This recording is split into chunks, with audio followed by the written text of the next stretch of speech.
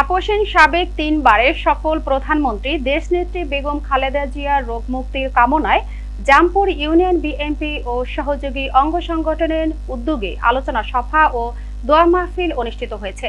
প্রতিনিধি লিটন বিশ্বাস জানান, শুক্রবার সন্ধ্যায় সোনারগাঁয়ে উটমা সরকারি প্রাথমিক বিদ্যালয়ের স্কুল মাঠে জামপুর ইউনিয়নের যুবদলের সাবেক সভাপতি নজরুল ইসলাম স্বপনের সভাপতিত্বে প্রধান অতিথি ছিলেন নারায়ণগঞ্জ জেলা বিএনপির সাবেক সভাপতি বীর মুক্তিযোদ্ধা আলহাজ মোহাম্মদ গিয়াসউদ্দিন।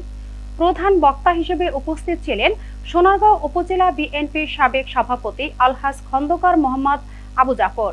বিশেষ অতিথি নারায়ণগঞ্জ জেলা যুবদলের সাবেক সাধারণ সম্পাদক শাহ আলম মুকুল, সোনারগাঁও থানা স্বেচ্ছাসেবক দলের আহ্বায়ক সালাউদ্দিন সালু, শহীদুর রহমান স্বপন, মুজাম্মেল সেলিম, মামুন সহ বিএনপির সহযোগী অঙ্গ সংগঠনের নেতাকর্মীরা উপস্থিত ছিলেন।